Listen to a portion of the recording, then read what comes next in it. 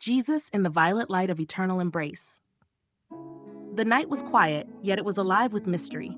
Across the heavens, stars glimmered like scattered jewels, and in their midst a deeper light arose, a violet radiance, soft yet powerful, ancient yet ever new. It was not the light of a star, nor the glow of a moon, nor the flare of a comet. It was the light of a presence, the light of the one who walked among the heavens, the one whose love had no end. And then he appeared, Jesus. He stood in majesty, clothed in a robe of purest white, the fabric flowing like living light, touched by hues of blue at the edges, kissed with violet fire that pulsed from within him. His face was serene, yet radiant, every feature shining with compassion. His eyes, deeper than eternity, reflected a love beyond all words, a love that carried both tenderness and authority. Around him, the air shimmered, alive with sacred energy. Slowly, Jesus lifted his arms. The movement was simple, yet in that moment the whole universe seemed to pause. Galaxies tilted in silence. The stars stilled their song. Creation itself held its breath. For his gesture was more than a motion. It was an invitation, a call, a revelation.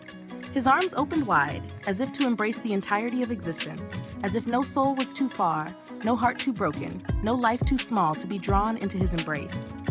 From his hands, from his heart, from his very being, the violet light began to flow. It streamed outward in waves, soft, luminous, endless. It spread across the heavens like ripples across a boundless sea. It did not blaze like fire to burn, but glowed like dawn to heal. It was the light of mercy, the light of restoration, the light of eternal love. Wherever it touched, the cosmos awakened in joy. Stars flared brighter, galaxies danced in spirals of gold and purple, and the night itself sang. But the light did not remain above. It descended. Like rivers pouring down from a holy mountain, the violet light flowed toward the earth.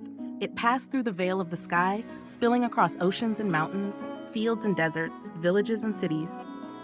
It did not rush with force. It descended gently, like rain upon thirsty ground, like a whisper upon weary hearts. It carried peace, it carried hope, it carried healing. In one village, a child sat by his window, weeping quietly in loneliness. Suddenly, the room was filled with soft violet glow, and his tears ceased. His heart, once heavy, lifted with warmth, as though unseen arms had wrapped around him. In another place, an old woman lay upon her bed, aching with years of sorrow. As the light touched her, the pain in her heart loosened. She closed her eyes, not in weariness but in peace, whispering a prayer of thanks to the love she had longed for all her life. And far away in a prison cell, a man sat in chains, consumed by guilt. The violet radiance filled even that dark corner. He lifted his head and saw, not walls, not bars, not shame, but the gentle arms of Jesus, open wide. The weight upon him broke, and tears flowed, not of despair, but of freedom. Everywhere the light went, it healed, it restored, it embraced. And yet, it was not a distant force. It was him. It was Jesus himself, present in the radiance, present in the embrace, present in the silence that followed. The heavens rejoiced. Angels gathered around him, their wings shimmering with violet and gold. They sang, not with words, but with light, harmonies woven from eternity itself. Their voices joined the light, carrying it farther, carrying it deeper, until even the most hidden soul felt the call of his love. Still he stood, his arms never closing, his face never turning away. He did not select only the worthy. He did not choose only the righteous. His embrace was for all, the broken and the whole, the lost and the found, the weak and the strong, the doubting and the faithful. His violet light was not conditional, it was eternal. It flowed simply because he loved, and the earth responded. The seas sparkled with violet shimmer as waves carried songs of peace. Trees swayed gently as if bowing in reverence, their leaves glowing faintly with golden edges. Even the air seemed different, lighter, clearer, filled with a stillness that was alive with promise. The people, too, felt it. Those who were angry felt their rage dissolve like mist. Those burdened with grief found comfort like a hand wiping away their tears. Those lost in despair discovered a quiet strength rising within them. They did not see him with their eyes, but they knew somehow they were embraced. Above it all, Jesus continued to shine. The violet light was endless, unfading, unexhausted. It was not a power that dimmed when given.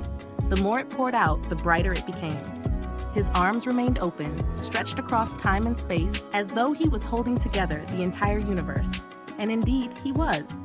He whispered then, softly yet clearly, a voice that carried across creation, "Come to me, all of you, for I am here.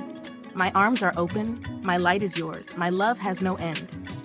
The words did not thunder, they did not shake mountains or split seas. Instead, they sank into the heart of every creature, every soul, every atom of existence. They entered not as command, but as comfort. They arrived not as law, but as life. And those who heard, even if they could not explain it, knew that they were home. For his open arms were home. His violet light was home. His love was the dwelling place for all who sought peace. The vision lingered, as though time itself bent to hold the moment longer. And then the light grew brighter still, until the heavens and the earth were one in its glow. There was no distance between the divine and the human, no gap between the eternal and the temporal. In that light, all were embraced. Jesus remained, arms wide, crowned not with jewels of earth, but with the living light of eternity. His robe flowed with streams of violet fire, his gaze filled with infinite compassion. He was king, yet gentle. He was Lord, yet humble. He was eternal, yet near.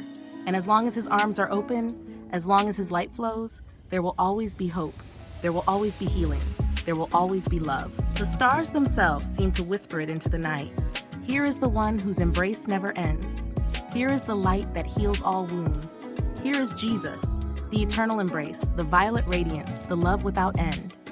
And so the story continues, not in distant skies alone, but in every heart that feels his light, in every soul that hears his whisper, in every life transformed by his open arms. For his arms are open still, his violet light still flows, and his embrace, once given, is forever.